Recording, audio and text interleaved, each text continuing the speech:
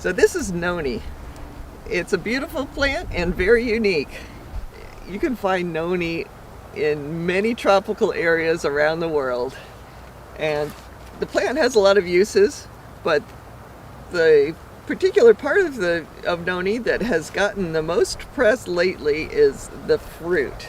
And the fruit is supposed to have a lot of health benefits for you.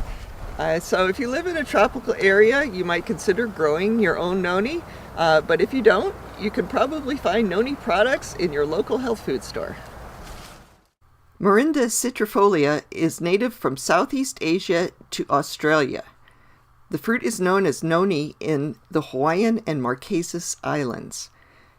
Many other islands and nations in the Pacific Ocean use similar words, including nen, nin, non, nono, and nonu. It's known by a lot of other names in other languages.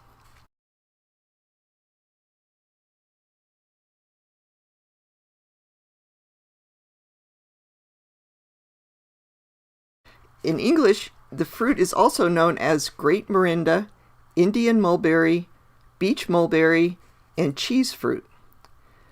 The name Indian mulberry is reflected in Noni's genus name Morinda. Morus is the genus of the actual mulberry, and Inda refers to India, presumably because European botanists first came across this plant in India.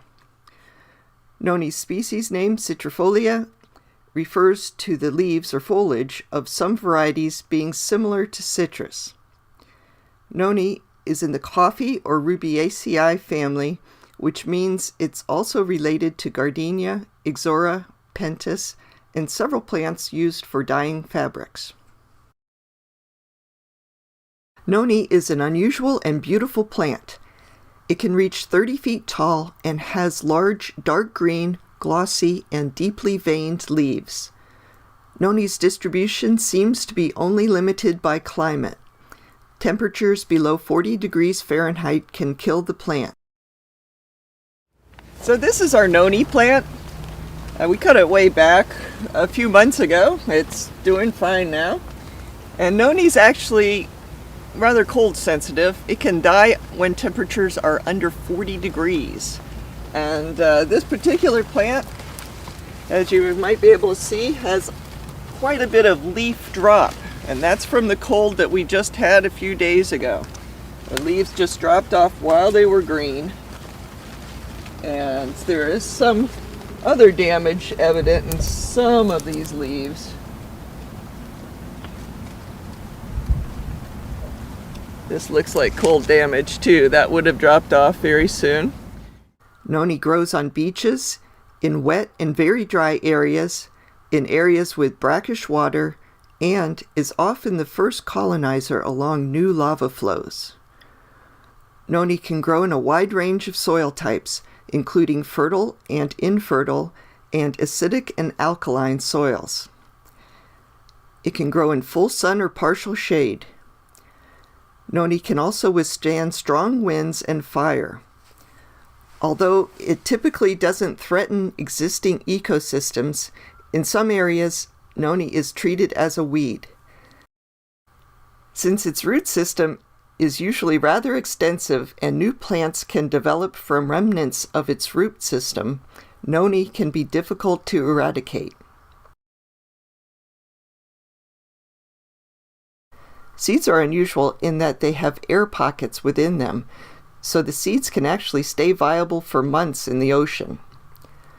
Seeds can take a year to germinate, so rooting cuttings is the typical method to propagate Noni. But you can hasten germination by lacerating seeds manually or subjecting them to quick pulses in a blender. When seeds are treated this way, germination can take 20 days to 4 months. If Noni plants are needed as a windbreak, it's best to use the plants grown from seeds so the plants have taproots. Other agricultural uses of Noni plants include supporting vine fruits, providing shade for coffee plants, and preventing soil erosion. So this particular fruit we've been watching, and it looks like it's at a good stage to pick. This tip of the fruit stays green the longest, and that is barely green now.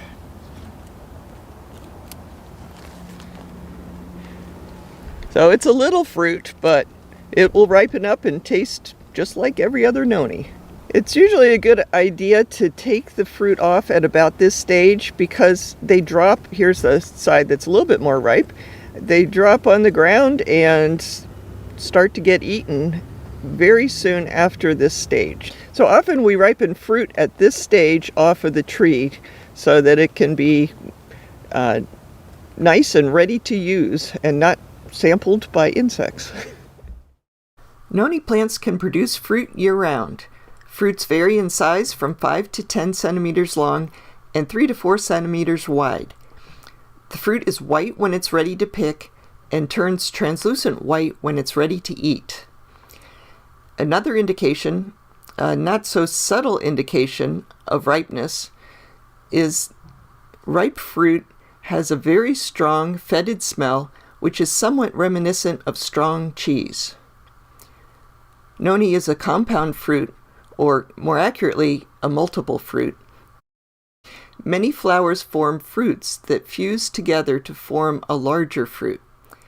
Pineapple and mulberry are other examples of multiple fruits.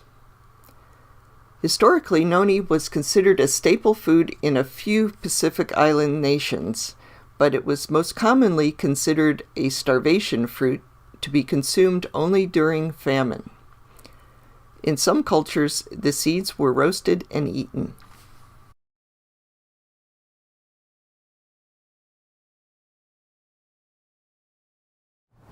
To me, my difficulty with noni, and it's not a terrible fruit once you get into it, once you bite into it, the flavor actually isn't bad.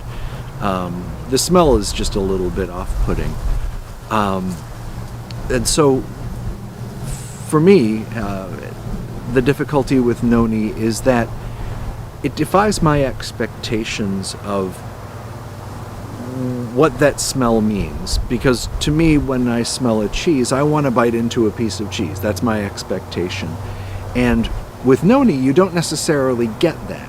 You get a fruit, which is a bit of a mind bender because you get a juicy kind of, not sweet fruit, it's more of a savory fruit, which is also a little bit of a difficulty because when I bite into a fruit, I kind of have the expectation that it's going to be sweet, it's going to be sugary, it's going to be something that I want to eat more of. And noni isn't that fruit at all.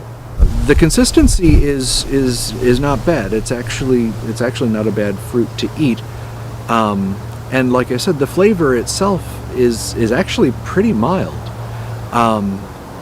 The best thing that I can compare it to is in India. There's a drink that they make, and I'm not sure what it's called, but it's made with grain and some herbs, and it's a savory drink, and that's something that I had never experienced before. In the West, you have drinks that are sweet, you have drinks that are sour, you have drinks that are watery, but savory isn't generally something you get in a drink.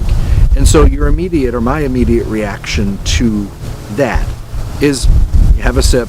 Oh, that's not what I expected. I'll put that glass down. Thank you very much. It's been wonderful. But it's not the drink that's bad. The drink isn't bad. It's the way that I'm perceiving it, because I have expectations about what it's going to be based on my previous experience.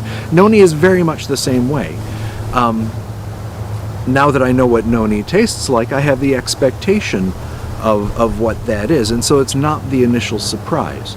I understand some people really enjoy eating noni, and I think it's like anything else. Once you understand, or you can wrap your head around the consistency versus the smell, the texture versus your expectation, then I think it's not bad. The smell itself is just something that one has to get used to, I suppose. It's like eating a Limburger or eating another one of the strong cheeses. It's not off-putting.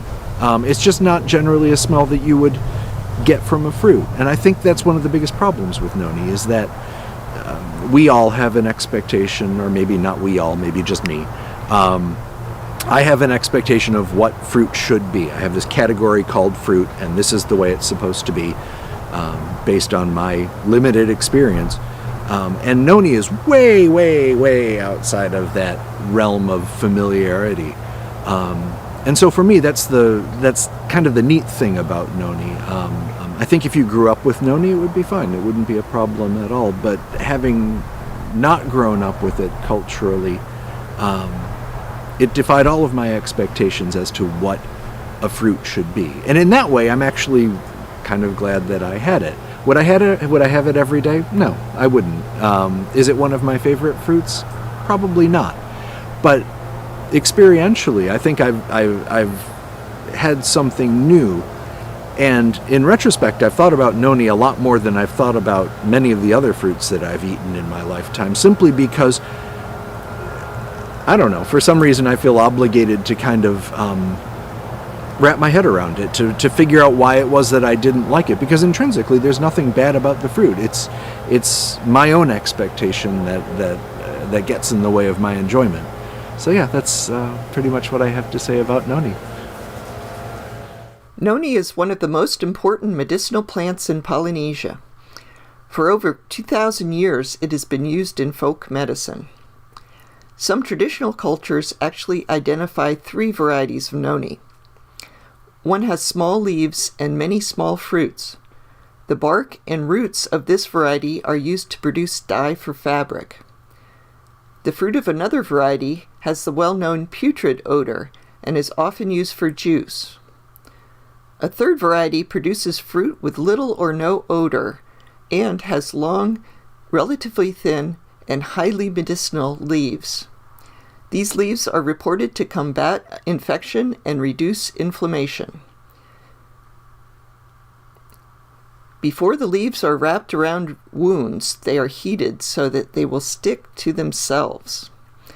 Also, the leaves can be pounded and then applied to the site of injury, or even to reduce fever. Noni is also used to treat malaria, high blood pressure, sore throats, hernias, toothaches, abscesses, rheumatism, ulcers, tuberculosis, intestinal worms, boils, stomach aches, diabetes, stings from stonefish, and vitamin A deficiency. It's also used as a laxative and an insecticide. Noni juice is a rich source of antioxidants and has become a very important health food. Although noni has not been studied extensively, laboratory research indicates that noni seems to have antioxidant, immune-stimulating, and tumor-fighting properties. Noni might be effective against certain types of cancer, kidney problems, diabetes, and tumors. Because of promising health benefits, dehydrated noni is now available in different supplements, and noni juice is sold in combination with more pleasant-tasting fruit juices.